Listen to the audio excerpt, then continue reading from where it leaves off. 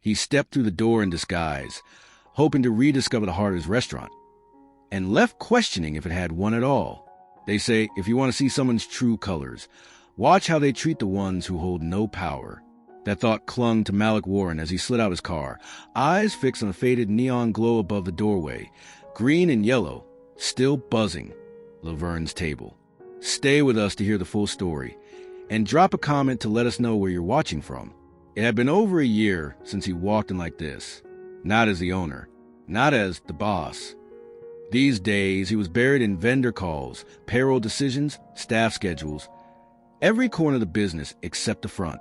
But lately, something didn't sit right. Anonymous reviews with teeth, whispers from longtime regulars, frustrated words from people who'd never complained unless it really mattered. It didn't sound like the place Miss Laverne built. Didn't sound like the legacy he promised to carry. So he made a choice most owners wouldn't dare. He became invisible.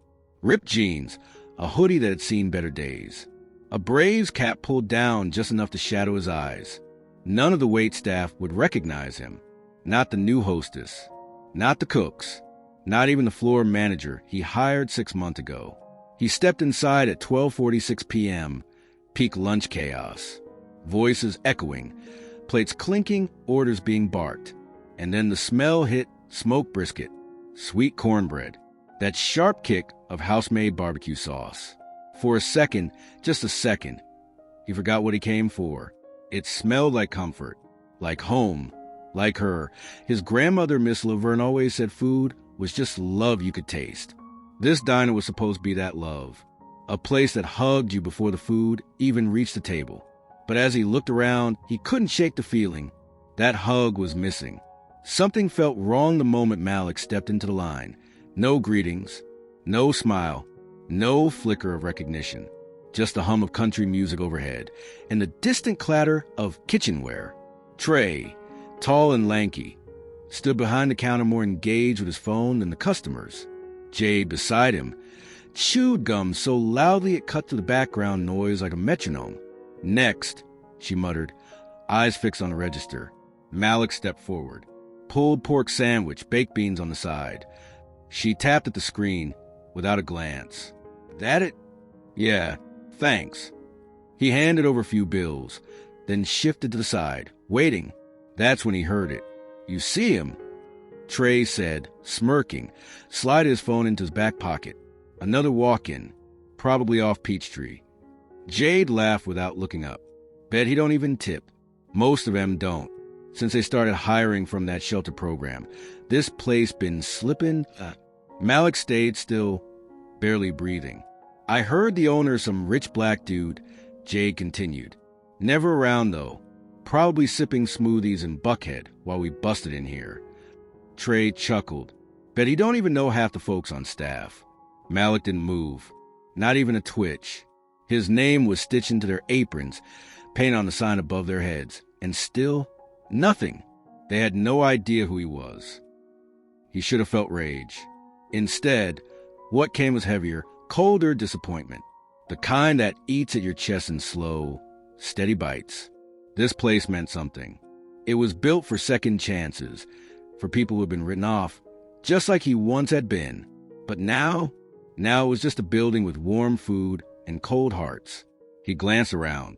An elderly man in a suit stared down at his half-filled glass like it had betrayed him. A young mother bounced her fussy toddler on her lap, glancing around for a server who still hadn't returned. No warmth, no spark. No sign of Laverne's spirit left in this place. He stepped forward again, this time with weight in his voice. "Actually cancel that sandwich." Trey finally looked up, eyebrows raised. "You sure?" Malik gave a nod that felt more like a sigh. "Yeah, lost my appetite." He turned, walked to the door, and pulled it shut behind him without looking back. Then he sat in his car, hands on the wheel, staring out the windshield, not at the road, but at everything this place had become, and everything it had forgotten to be. The air inside the car was thick, like it carried weight. Malik tapped his fingers against the dash, slow and unfocused, the kind of rhythm you fall into when your thoughts get too loud. He didn't know what cut deeper, the fact they didn't recognize him, or the fact they didn't want to. But he wasn't finished. Not even close. This wasn't the kind of wound you walk away from. You had to sit in it, let it ache, listen before you speak. So he didn't turn the key, didn't shift into drive. He leaned back into the seat, hoodie bunched beneath his neck, eyes fixed on the blurred world beyond the windshield. The words from inside still clung to his ears. Lazy, sharp-edged, spoken with the kind of carelessness that comes from repetition. Like gossip wasn't just habit, it was sport. He watched as the diner doors swung open and shut. A teenager in a rumpled uniform, a tired man wiping drywall dust from his jeans, a couple sliding into a booth mid-argument. Just faces, just stories. And none of them knew they were standing in the shadow of legacy. His grandmother's name still glowed faintly above the door, but somewhere along the way, it had stopped meaning anything. 10 minutes passed, then 15. Finally, he opened the door and stepped out into the cool afternoon air. No urgency, just quiet purpose. He walked a block, picked up a black coffee from the gas station, and circled behind the diner, back where the deliveries came in, back where the vents hissed, and the alley smelled like grease and ash. No cameras back here, just that worn-out steel door where the cooks lit cigarettes and talked about life.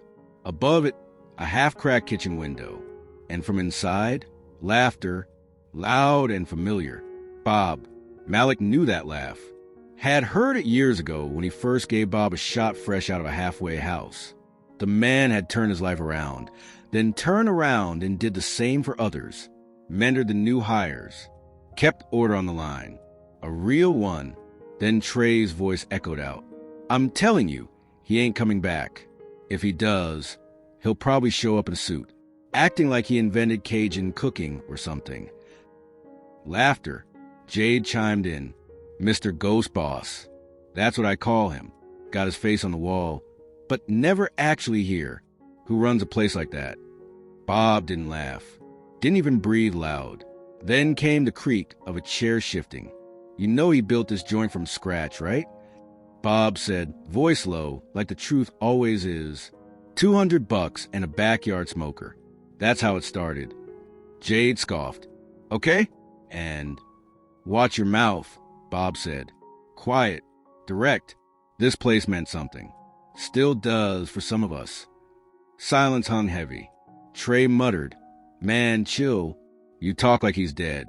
Look, if he doesn't care enough to be here, why should we kill ourselves trying? Bob let out a long breath, sharp enough to be heard through glass. Keep talking like that, and you'll learn quick why people don't last here, he said. Respect isn't a one-way thing. Malik stepped away from the wall. He didn't know if he felt proud of Bob or disappointed in himself. At what point did giving people space turn into disappearing entirely? When had being hands-off started feeling like not showing up at all? Miss Laverne's voice echoed in his memory. Soft, steady, always grounded in truth. She used to say it while ladling greens into chip bowls back in that little house in Mon, Georgia. Doesn't matter how good your seeds are, sugar, if you don't water, nothing grows. And now those words clung to him. He had staffed the place with heart, good folks, second chance stories, but then he drifted. No direction, no check-ins, just silence. And maybe that was worse than being strict. Maybe being absent was a real failure. Still, he wasn't ready to act. Not yet. First, he needed to understand. That night, he typed out a message to the whole crew. Team meeting, 9 a.m. tomorrow. Mandatory. No smiley face. No context. Just sharp enough to shake them.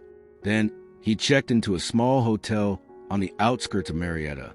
Somewhere nobody would recognize him.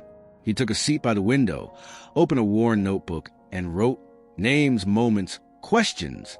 He needed to lay it all bare. This wasn't about firing anyone. Not tonight. This was about repairing the heart of something that used to matter. But that meant confronting both the poison and the pulse, and showing up without the hoodie. Morning came in a blur. Malik hadn't slept, not from anxiety. His body just couldn't shut down. His mind kept circling back to yesterday. Jade's careless jabs, Trey's smug little laugh. Bob trying to plug a hole in a sinking ship.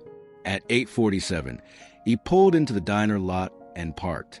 This time, No shadows a hiding, just a dark blazer over a clean shirt, jeans, and boots.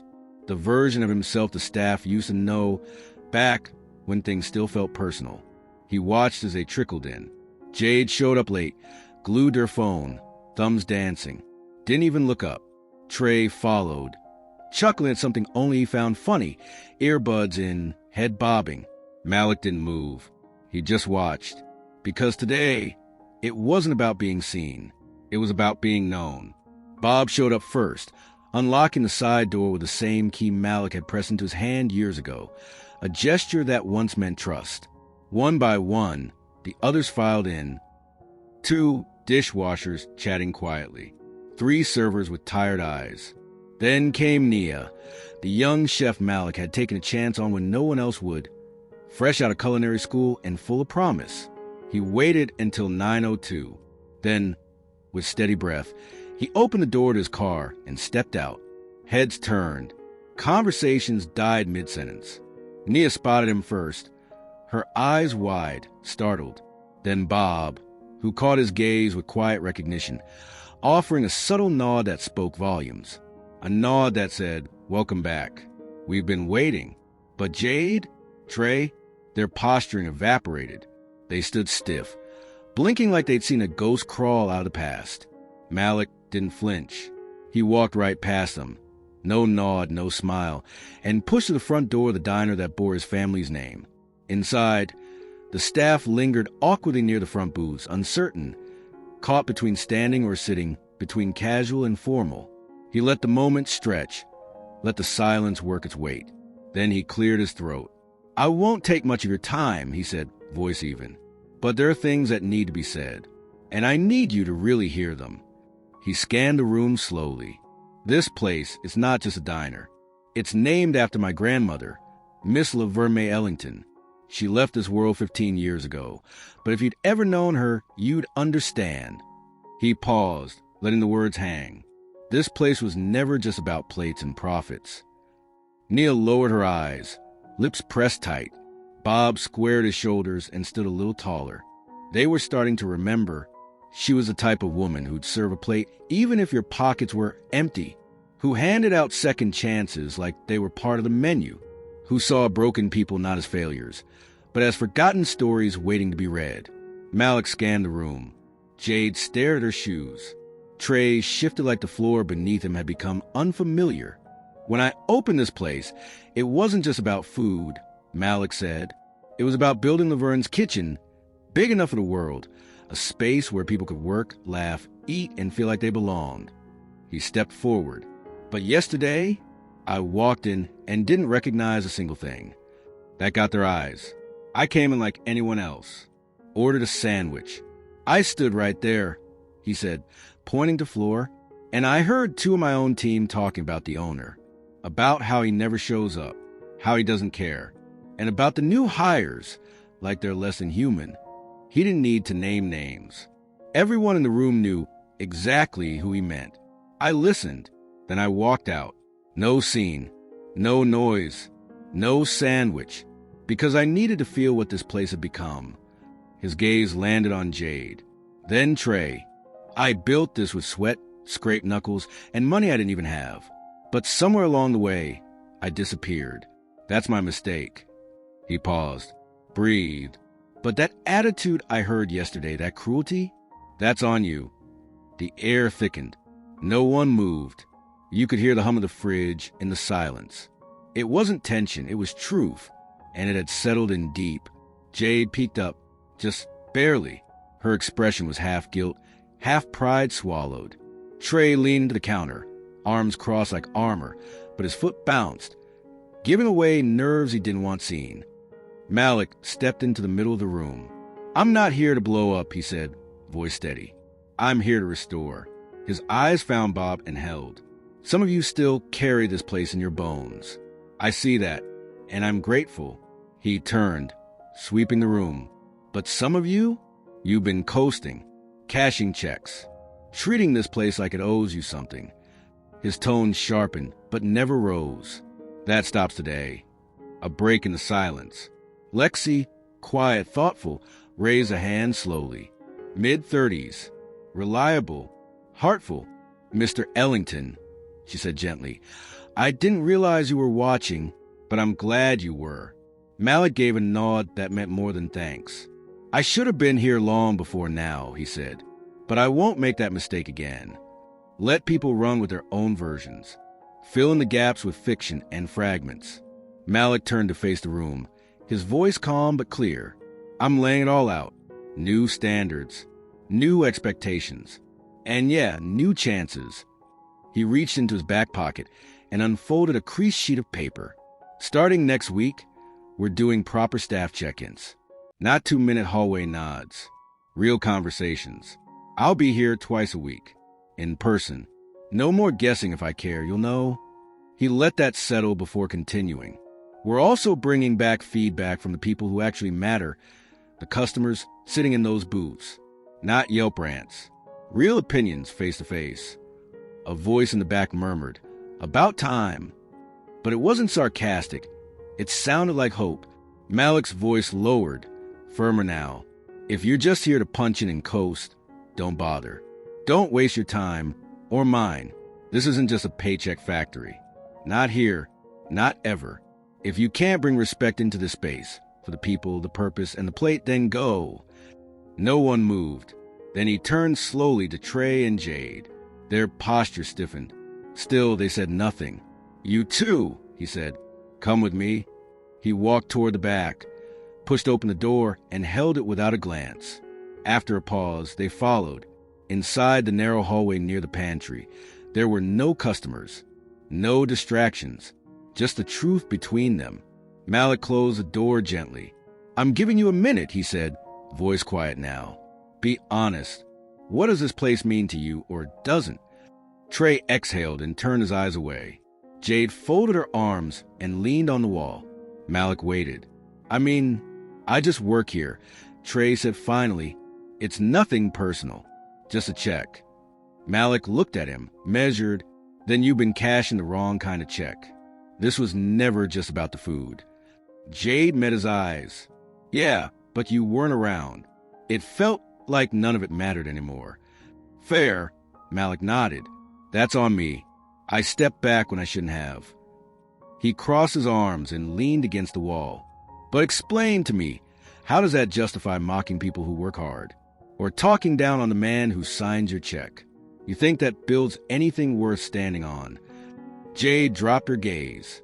No, she said softly. Trey didn't respond. I'm not letting you go. Not today, Malik said, voice steady. Because maybe what this place needs isn't fewer bodies, but better ones. People willing to grow. He nodded toward the kitchen door. You've got one shot. Starting now. Show me you care. Not with words. With how you show up for the people in the mission. And if you can't do that, walk. He opened the door and stepped back into the light, leaving the choice to them. Back out front, the atmosphere had changed. Not exactly light, but sharper, more awake. Malik clapped once, the sound echoing like a signal. All right, 30 minutes, till doors open. Let's find out if Laverne's still alive in this place. People moved, not just going through motions, but with intent. Still, he knew this wasn't a win. Not yet. The real test? It hadn't even walked through the door. At 12:05 on the dot, the lunch rush hit like clockwork. The line snaked toward the entrance. Some familiar faces, some new. Kids begged for extra fries. A man in dirty overalls sipped sweet tea with a newspaper tucked under one arm. The pulse of the diner? It was beating again. But Malik didn't relax. He stood posted near the coffee bar, notepad in hand. No shouting, no micromanaging, just watching. Nia handled the grill like it was a second skin. Bob moved through the kitchen like he'd choreographed it. Lexi glided between tables, cracking soft jokes that landed just right. The front counter, though, that's where the tension lived. Jade was making an effort. You could see it. She smiled more, held her posture, said thank you like it actually meant something.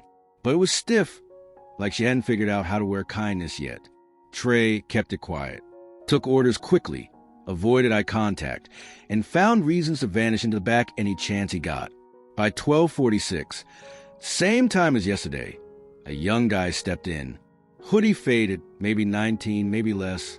His hands twitched in his pockets, eyes darting like he didn't want to be seen. Jade noticed him, then looked away. Trey backed up, quietly stepping away from the register.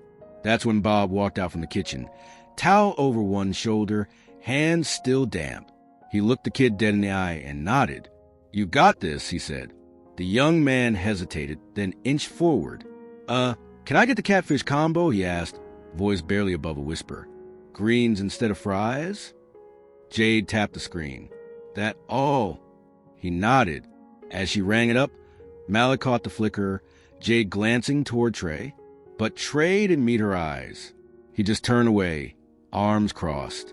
10 minutes. Jade muttered, "Thanks." The kid replied, clutching the receipt like it was a lifeline. Then he stepped aside, quiet, waiting. Malik had seen all he needed. Once the lunch crowd thinned out, he made his way to the front counter and locked eyes with Jade. "You know who that was?" She blinked, confused. "No. Should I?" "His name's Devin Miles. He joined the shelter program just last week. Came in with a recommendation."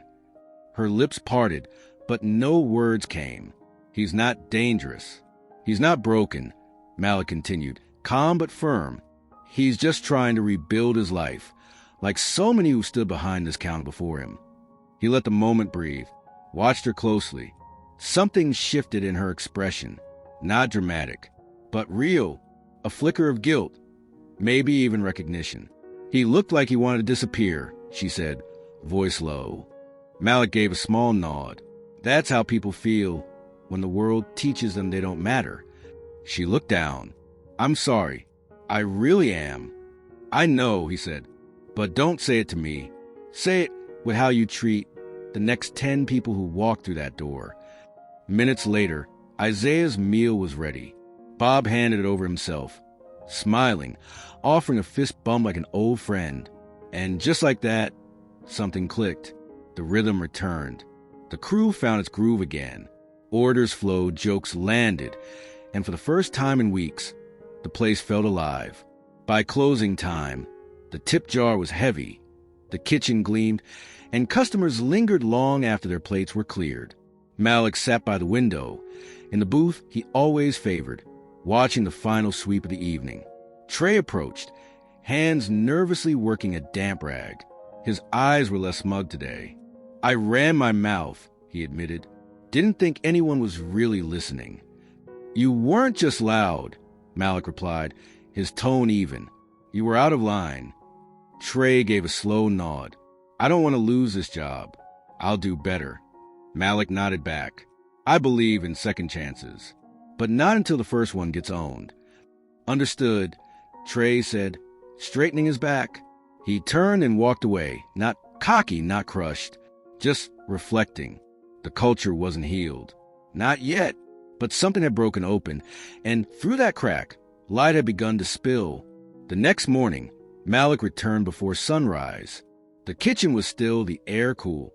He stood quietly near the prep table, coffee in hand, eyes resting on an old photo thumbtacked to the corkboard.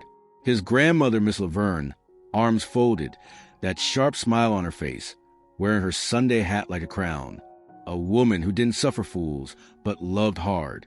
"I almost let it slip away, Grandma," he whispered. Then he flipped on the lights. By 8 a.m., the scent of sizzling bacon and fresh biscuit dough floated through the air.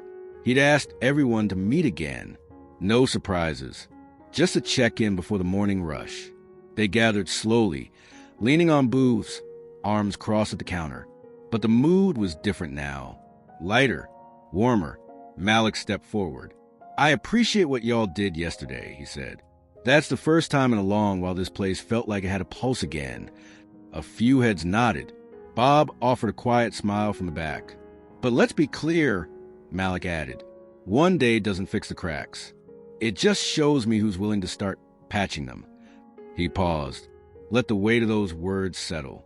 Then, from beneath his arm, he pulled out 2 folders and held them up. "This one," he said, lifting the first, "is for those ready to stay, for the ones who still believe in what this place is about, and who are ready to show up fully, Not just with time, but with heart. He raised the second one. Waiting. This one's for those ready to walk away. No judgment. No guilt. Sign the form. Finish your shift, and you'll leave with 2 weeks' pay and a letter of recommendation. A murmur spread across the room. Nia leaned in, whispering something to Lexi. Trey kept his eyes fixed on the floor. Jade rubbed her palms on her jeans, like she was trying to wipe off a thought. You don't have to decide now, Malik said, his tone even. But I'll need your answer before the day ends. He set the folders down on the counter, simple and direct. No shame either way. But don't stay just to clock hours. That shortchanges everyone, especially the people trusting us with their meals and their moments. That was it. No lectures. No fireworks. Just a clear line in the sand. As the team eased into their routines, Malik stepped into the kitchen and returned to his corner booth by the window. He didn't hover, didn't micromanage. Whatever they decided would show up louder than anything they could say out loud. By mid-morning, the first answer arrived. Bob slid a paper across the counter. I'm staying, he said without hesitation. This place pulled me out of a hole. I owe it. Next came Nia. Then Lexi. The stack began to grow. But not all signatures came with a smile. At around 4:15 p.m., Jade took a seat across from Malik. Her lunch sat untouched in front of her. I think I'm done, she said softly. He met her eyes. You sure? She nodded. I don't think I ever fit this place. I've been chasing a paycheck. You need folks chasing something deeper. He didn't talk her out of it. Thank you for being real, he said. You carried yourself better than I expected today. That means something. She gave a faint nod, left her folded apron on the chair, and walked out quietly. Trey was the last. The sun had dipped, the diner nearly empty. Just the scrape of chairs and the slow roll of mop buckets in the background. He placed his form on the table. I'm staying, he said, voice low but steady. And this time I'll earn it. Malik looked him up and down. Then don't make me sorry I gave you that shot. Trey gave the smallest grin. You won't. It wasn't a perfect close. But maybe it didn't need to be. Maybe the cracks were where the real rebuilding would begin. This one's for anyone who feels it's time to move on. No pressure. No resentment. Just sign the sheet, finish today, and you'll walk with 2 weeks' pay and a solid reference. A quiet stir rippled through the room. Nia leaned toward Lexi, murmuring something low. Trey kept his gaze locked on the tile. Jade rubbed her hands against her thighs like she was scrubbing off regret. You don't have to choose now, Malik said calmly. But by the end of the day, I'll need your decision. He placed both folders on the counter. No drama. No extra words. No shame in staying. No shame in walking. But don't stick around just to punch a clock. That does a disservice to the people counting on this place to mean something. And that was that. No grandstanding. Just honesty drawn clean in the sand. While the kitchen came to life behind him, Malik slipped away to his usual booth by the front window. He didn't loom or check in. Whatever came next would speak for itself, louder than anything said out loud. By mid-morning, the first slip arrived. Bob pushed it forward across the counter. I'm not going anywhere, he said like it was obvious. This place picked me up when I was down. Time I gave something back. Nia came next. Then Lexi. One by one, names were added to the stack. But not every name came with certainty. Just after 4 p.m., Jade sat down across from Malik, her tray still full, untouched. I think I'm ready to leave, she said in a hush. He looked her in the eye. You sure? She gave a slow nod. I don't think I ever really fit. I came for the money, but you need people who care. He didn't argue. Thanks for your honesty, he said. You handled today better than I thought you would. That counts. She offered the faintest smile, folded her apron on the seat, and walked out without a word. Trey showed up last. The sun had already dropped. Chairs scraped, mop water swirled. He laid his form on the table. I'm staying, he said, voice steady this time. And I'll prove I mean it. Malik studied him a moment. Then, don't give me a reason to regret it. Trey gave a small, honest grin. You won't. It wasn't a tidy ending. But maybe it didn't need to be. Maybe the fractures were where the rebuilding finally started. Malik lingered a moment longer, then whispered softly, "We're still tending the garden, Grandma." And with that, he stepped back inside. Because at the end of the day, it's never the brick, the paint, or the logo that gives a place its worth. It's the people who guard its soul. Don't fool yourself into thinking that once you've built something solid, your job is done. Culture requires care. Respect has to be taught, then retaught. And second chances? They need breathing room. So show up for your people, for your mission, for the version of you that started it all. If this story pulled something in you, like and subscribe, pass it on, not for the clicks, but because someone out there needs this reminder. Someone who walked away, someone who forgot what they started. Let them know it's not too late to come back and rebuild.